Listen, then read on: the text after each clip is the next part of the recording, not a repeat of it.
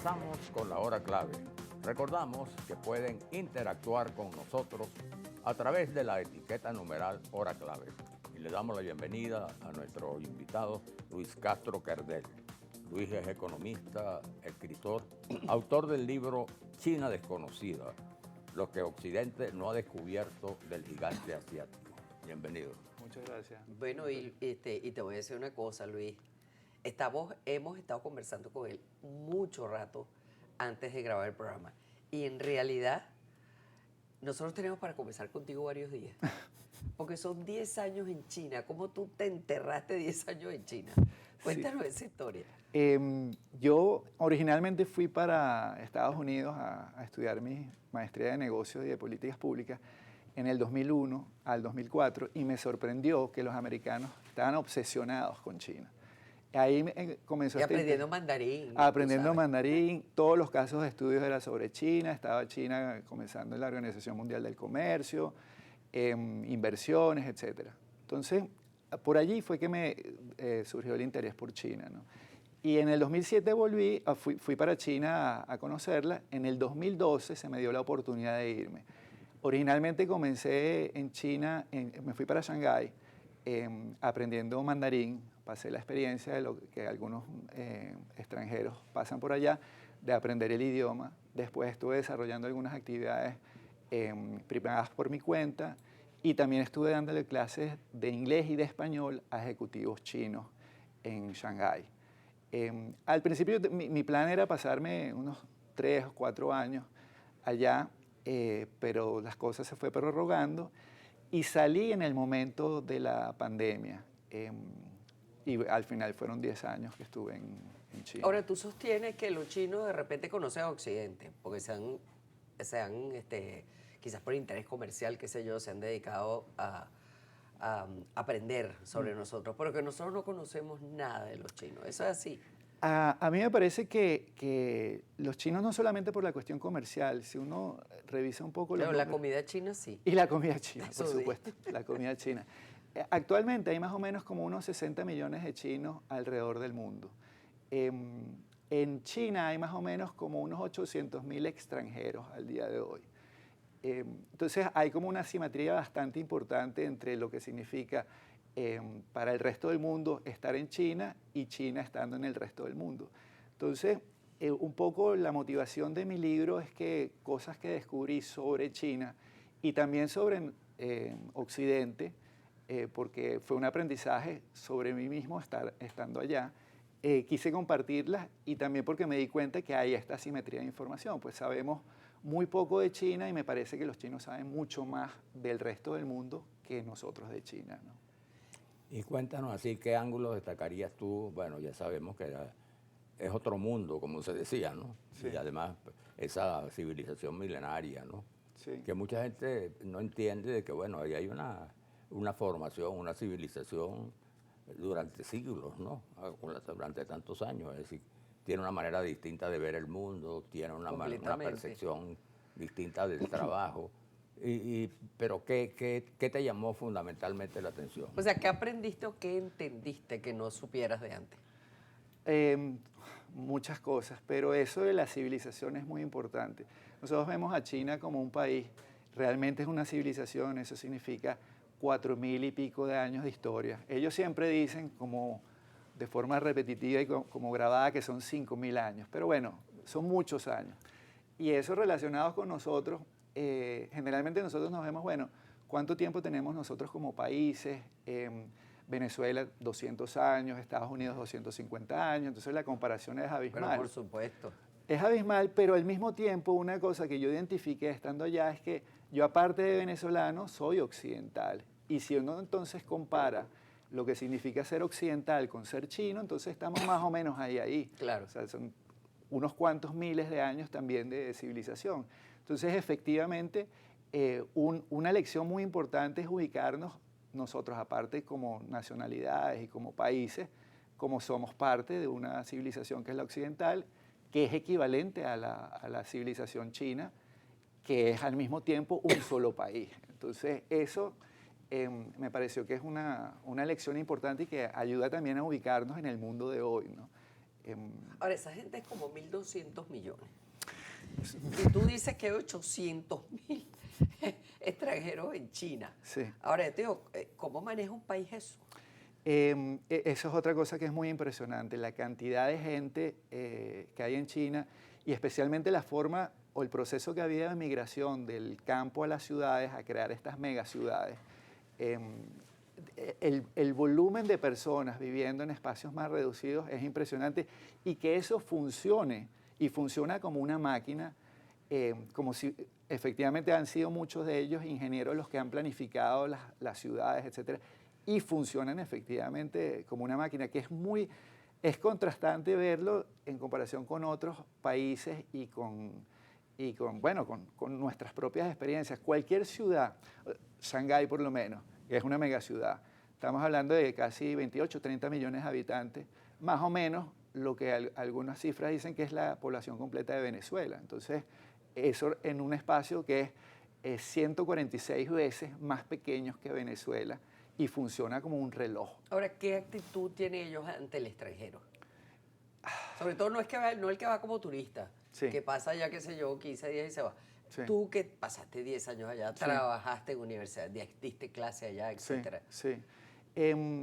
Pues yo diría que dos cosas con respecto a eso. Una, como es tan extraño un extranjero y ellos tienen una cultura en donde son muy cordiales y muy receptivos a que venga alguien de afuera. O sea, realmente fueron muy amables y en general la experiencia para muchos de los extranjeros que vivían allá era muy agradable para la gente que venía. Pero al mismo tiempo, ellos son, yo diría los chinos, el 90% de los chinos es la minoría Han y al mismo tiempo todas las cosas que son distintos a ellos, pues de alguna forma les resulta difícil de asimilar, por la tradición de todos estos años y toda esta cultura, no son tan abiertos en muchos aspectos, ¿no? Entonces, lo diría por dos vías. Una, como dije, que son receptivos a recibir a alguien porque es una novedad, es completamente distinto. Y por otro lado, bueno, tengo una serie de reglas y cultura propia que me es difícil también asimilar cosas de afuera. Bueno, ¿no? de hecho, los que vienen acá, tú los ves, tienen generaciones en Venezuela, tienen negocios prósperos. Uno, la verdad es que le caen simpáticos, se hace amigo de ellos, pero ellos mantienen su círculo cerrado chino. Sí. Sí, efectivamente, este 60 millones de habitantes chinos que digo que están en el resto del mundo, es contando también las generaciones sucesivas. Aunque hayan nacido en otros países, aunque sean hasta terceras generaciones, muchos de ellos se consideran chinos antes que ciudadanos de otros países. Claro. Y sí, efectivamente, es una cultura fuerte de esos 5.000 años de civilizaciones. Entonces, que pases 2 o 3 generaciones no es mucho comparado con la historia completa de ellos. Entonces, y tiene otra visión del tiempo, ¿no? La espera, el tiempo, se mide el tiempo ya por sí, ese agite que carga no, uno en Occidente, ellos ya no andan, por días, por días, sino que se miden por décadas. Como dicen los pavos, ellos se achantan, se van piano. Ahora, Luis, tú que eres economista y bueno, además fuiste allá justamente a investigar, ¿no?, en estas materias, ¿cómo juzgas y cómo calificas en este momento lo que se llama el capitalismo chino? La experiencia que tuve yo allá, lo que vi, si van a hablar de capitalismo salvaje, es allá en China. Es impresionante lo abierto que es hacia la competencia, hacia la posibilidad de invertir, hacia nuevos emprendimientos.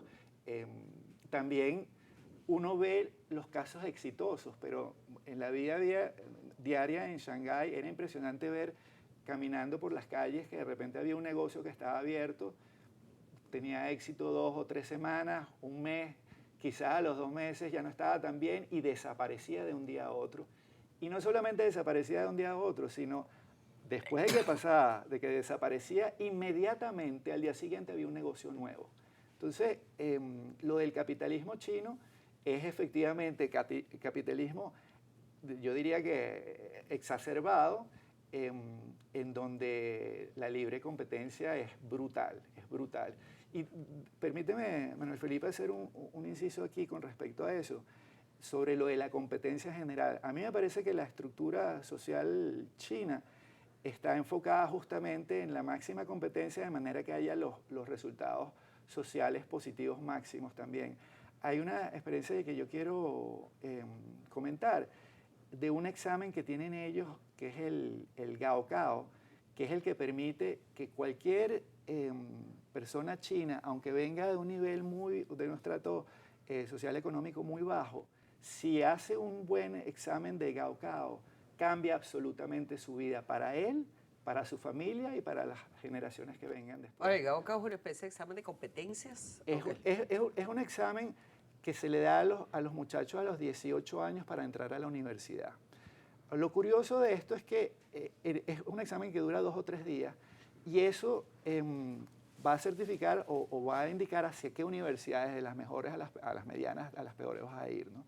Pero lo impresionante no solamente es eso y lo que va a tener como repercusiones para el resto de tu vida, sino que ellos ya están desde niños compitiendo para tratar de entrar a los mejores colegios de preescolar, de primaria, haciendo también exámenes equivalentes, y los mejores colegios de bachillerato son los que te entrenan mejor para este examen de Gaokao. Y las familias se pelean para tratar de meter a sus hijos en esos colegios que van a permitir abrirles las posibilidades a ellos. Ahora, hablando de competencias, Luis, tú que estuviste allá y además estás metido en este mundo de la economía y la finanza, tú, extranjero, intentas hacer negocios en China, ¿cómo te va? Esa es una excelente pregunta. Digamos, hay una barrera muy importante que es que yo estoy hablando de la competencia extrema entre chinos. Cuando vas para allá y tan pocos extranjeros, tienes una desventaja natural al no ser chino. Claro. Nosotros en Occidente tenemos esta idea de igualdad, de que somos ciudadanos, de que todos tenemos más o menos los mismos derechos. En China es una cultura completamente distinta y los primeros derechos los tienen los chinos. Claro. Entonces, de segunda mano van los internacionales. Ahora uno se pregunta cómo logró este desarrollo económico China tan grande sin ayuda de las inversiones extranjeras. No, las inversiones extranjeras existieron y ellos abrieron las puertas a que empresas extranjeras se radicaran allá y desarrollaran allá. Pero siempre fue una cuestión de negociación en donde aprovechaban la posibilidad de que los extranjeros vinieran, invirtieran y desarrollaran mercados, y ellos también aprendieron de eso. Y ahorita compiten de manera muy fuerte no solamente en China, sino en todas partes del mundo. Hay un tema que no nos da tiempo de tratar ahora, pues ya tenemos que despedirte, pues tenemos que terminar, pero es esa especie de simbiosis que ellos han conseguido entre capitalismo salvaje, como dices tú, y cero derechos humanos. Sí. Porque ahí también a la gente obrera le pagan 4 lochas. Sí. Por eso que la gente prefiere de repente comprar productos chinos porque vienen más baratos. Sí, sí.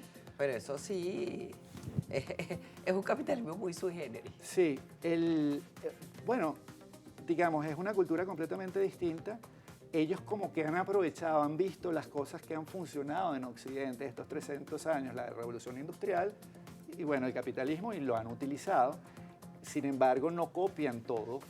Derechos humanos es algo que no copian. Obvio. Exactamente. Y bueno, lo hace justamente su generis. Han logrado un desarrollo económico muy grande, están pues empujando junto con los Estados Unidos ser las 2 potencias más importantes del mundo, pero hay una cantidad de cosas que no piensan copiar y que no creo que bueno, hay gente que dice, había la esperanza cuando yo fui a estudiar a los Estados Unidos hace 20 años, de que el capitalismo generaría después una apertura democrática.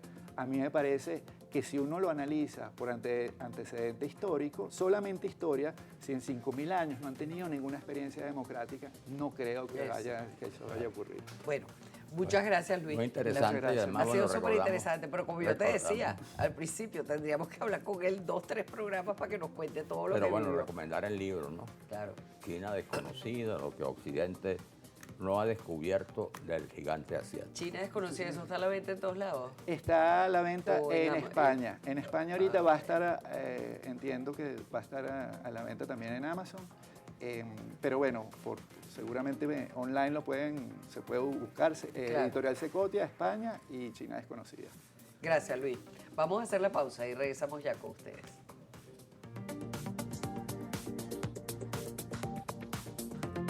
Chao.